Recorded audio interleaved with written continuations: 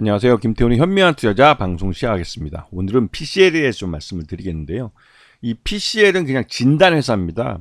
진단 키트 만들어서 그 진단을 예전에 이제 코로나 진단 키트 만들어서 팔아서 그걸로 수익이 꽤 많이 났었죠. 그리고 이 다중 혈액 진단 기술이라는 거를 갖고 있기 때문에 이 기술로 회사가 뭔가 좀 성장할 수 있겠다라는 평가를 받았지만 실질적으로 사업화를 제대로 하지 못하고 있는 그런 상황입니다.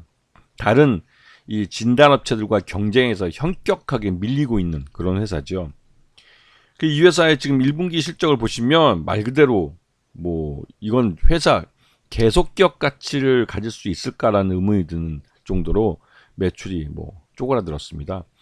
그 신속 진단 키트 제품들이 대부분 이제 그 매출의 거의 전부를 차지하는데 이것도 지금 4억 5,800 지금 4억 5,800만 원 정도로 한 분기에 쪼그라들었으니까 말 다 했죠.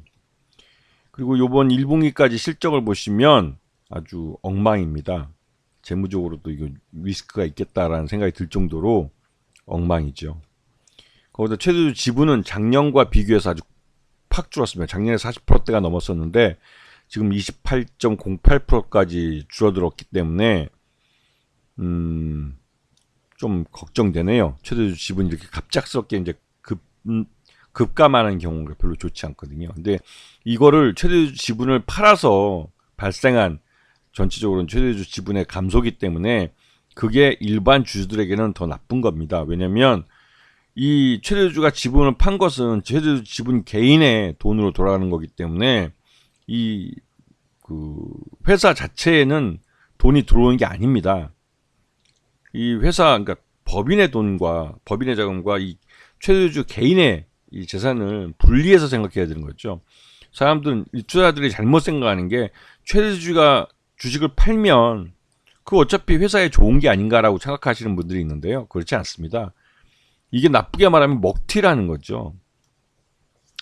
그래서 지금 현재 5% 이상 주주를 보면 김소연 씨하고 지금 최대주로 있는 김소연 씨와 GM이라고 이게 뭐 창수사인지 아니면 상업펀드인지 아니면 이게 뭐 그 말 그대로 이제 돈 빌려준 대부업자인지 좀 신분이 애매모호한 GM이라는 데가 이게 최대주 529만 주를 최대주한테 김소연 씨부터 샀습니다. 매수를 해서 2대주로 들어선 것이죠. 그리고 요번에 300만 주 정도를 또 유상증자를 해주겠다고 하고 있는 상태입니다. 하지만 유상자를 뭐 처음 공시했을 때만 해도 주가가 그래도 한 3,000원대였었는데 지금은 뭐 1,000원대로 주가가 폭락한 상태이기 때문에 이 GM에서도 이 제3자 배정 유상자에 대해서 계속 좀 논의가 되면서 계속 연기되고 있는 그런 상황이라고 알려져 있죠. 그래서 지금 최대주 지분은 53% 정도를 차지하고 있습니다. 지금 이게 문제에 그 처음에 해외에서 자금을 해외 외국인 투자 자금을 유치했다.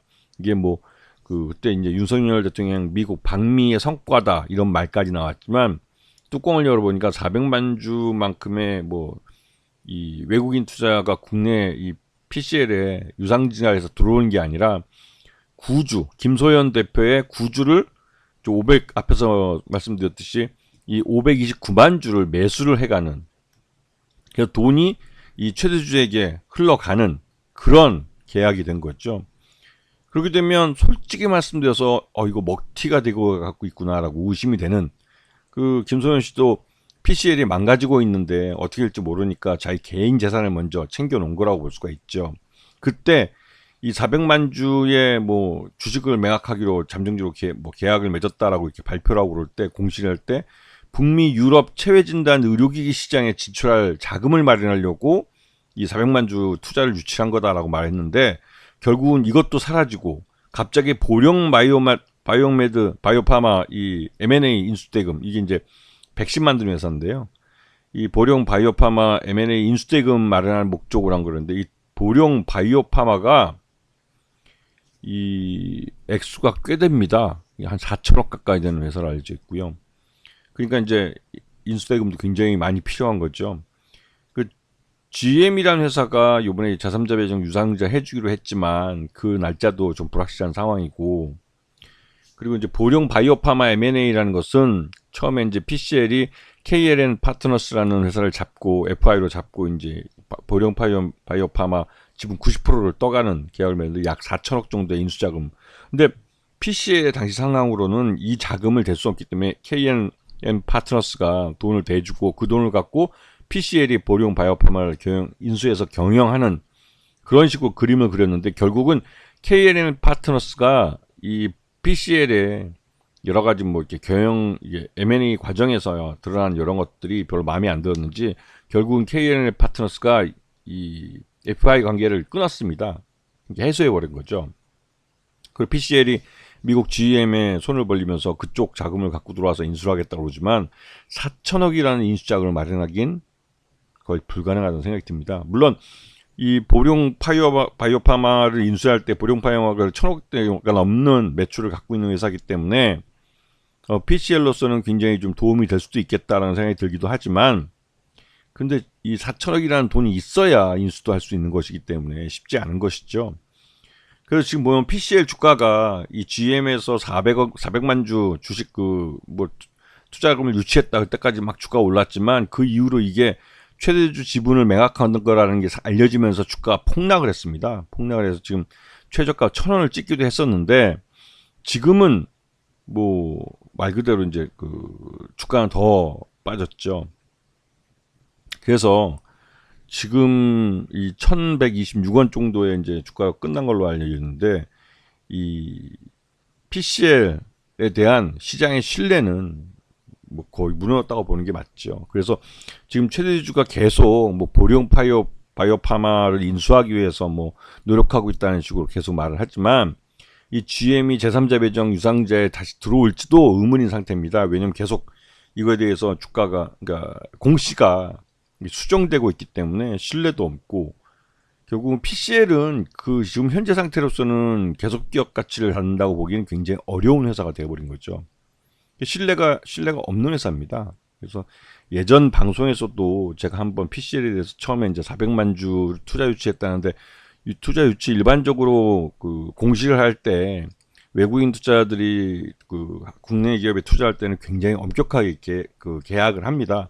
그리고 그 계약 내용 속에서 최소한 계약 금액과 또 주당 뭐 얼마의 가치 내지는 또 이 인수의 어떤 목적이나 이런 것들을 대략적으로 해도 시장에서 알아듣기에 이제 공시를 하는 경우가 있는데 그때 당시에 PCL은 전혀 그런 거 없이 대표가 미국에 가가지고 그냥 이 GM 대표랑 만나서 뭐 400만 주를 투자 유치하기로 했다라는 식으로만 발표가 돼서 솔직히 좀 의문이긴 했어요. 그때도. 그래서 그런 식으로 제가 그때 이거 조심해야 된다 그렇게 말씀을 드렸었는데 결국은 그 이후로 뭐 주가가 이렇게 엉망이 돼버린 거죠.